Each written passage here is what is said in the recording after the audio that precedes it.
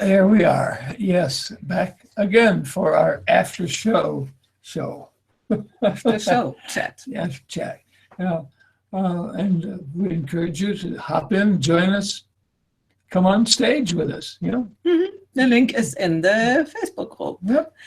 Anyway, we were talking with Martin Ucik, mainly about his new book, but I don't want to repeat it, also because I didn't get it all. I have to re-listen to the talk a little bit because it was a lot of information.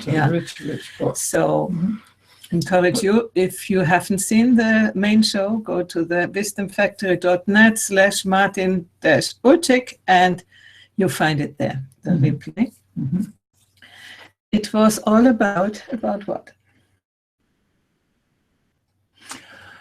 How to live together and grow together and really actually transcend your individual lives eventually. By a shared purpose. By a shared purpose. Yep, through a shared purpose.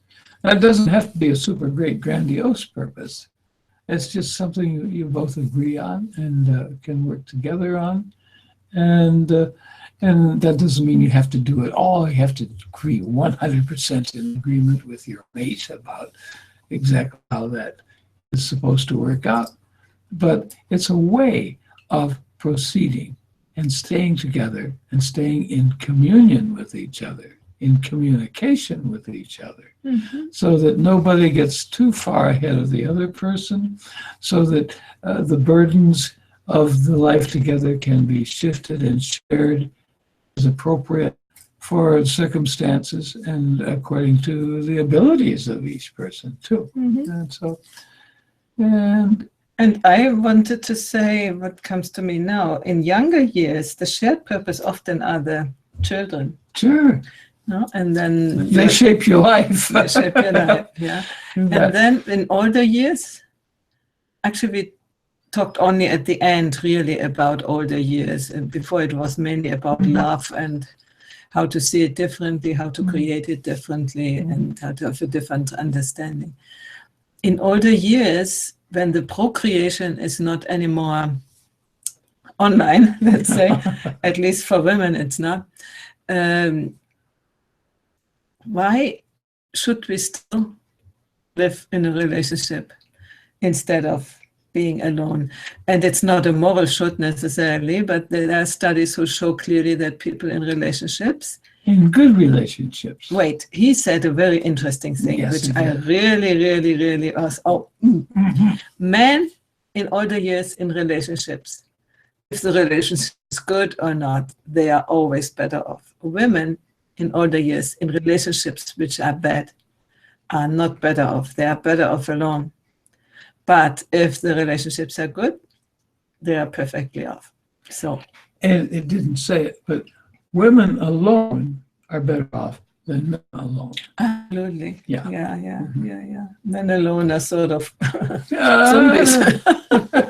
Not all of them, but some of them. So. And that's not a judgment on either men or women. It's just how it works. Yeah, and Mark just in the kitchen said to me, this is politically incorrect. Yeah. Say it's better to be together than alone. Because, shall we talk about that a little? Sure we can. Because I'm sure that there are a lot of people who have had bad relationships, and for them, it's probably better to be alone, at least for a while, and kind of have a chance to look at themselves and revise what they want. That's also what Martin said. Yeah. What is important to have a good relationship is the curiosity. Instead of closing down, I never want to have this again. Be curious. What was it? What went wrong? What was your contribution? We didn't say that in the main show. I had nothing to do with that. Yeah, no. But we know now in psychology that we are co-creating relationships, and not that is the gift of you. No, that's always you too. So what we can take responsibility for is what we have done to make the relationship in the way it is. And this we can change. We cannot change what the other has done or not done. Also, as I said in the show, we women often would like to change our men. We have that up, girls. No, they can change themselves if they are inspired to do so. We can give some nudge and some challenge and so on. As Martin said, men go by challenges, so that we can do. And women go by praises. Yeah. And I think frequent massage. Yeah, this is a good way to. But anyway. Yeah, but we have to give up to blame the men for what they are.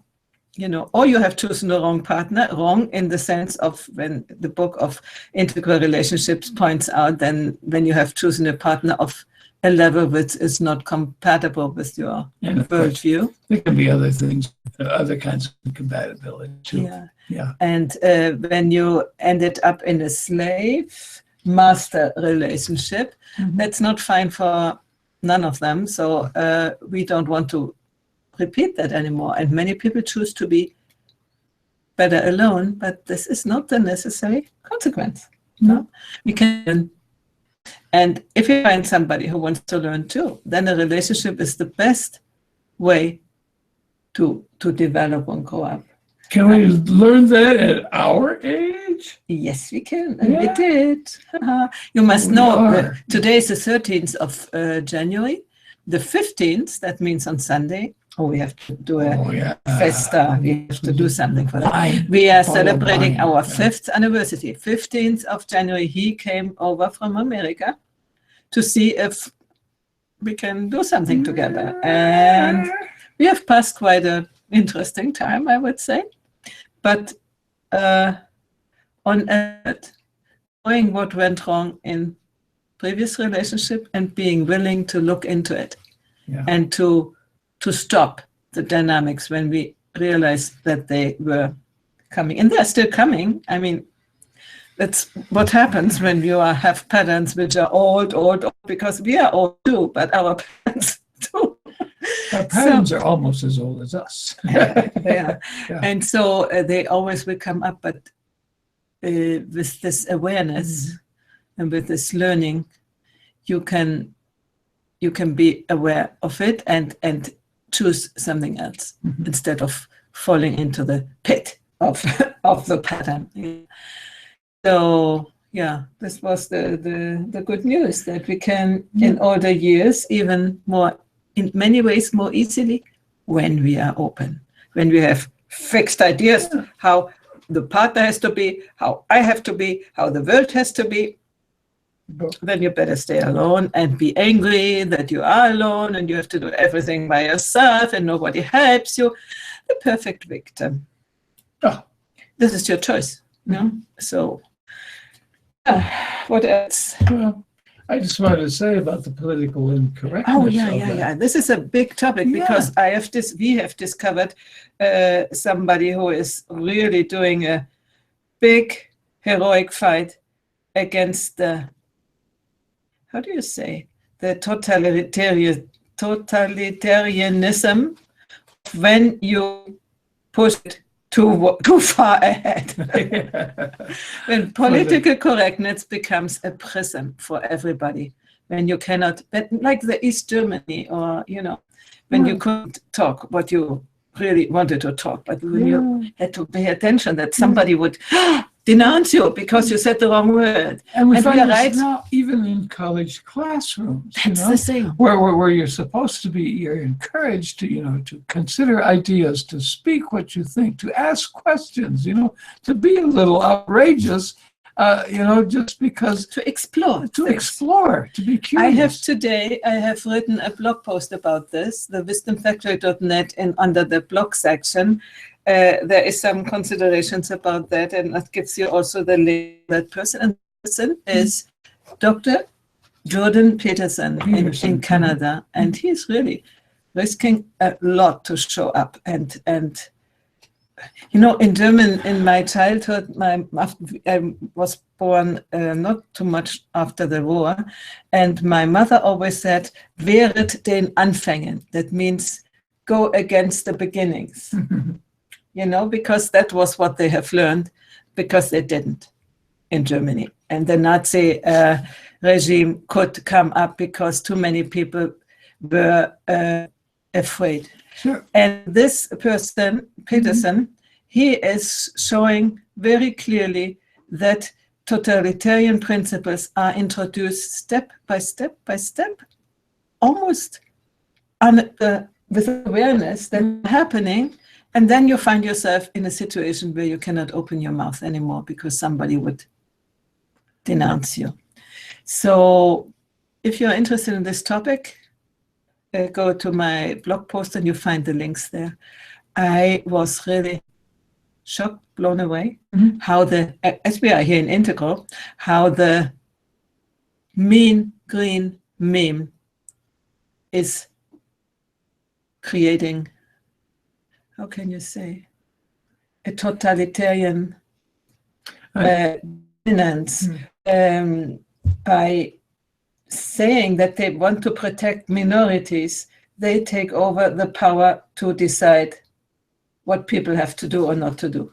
What they have not to do, this isn't the normal codex of law, and you know, we shouldn't kill anybody and stuff like this.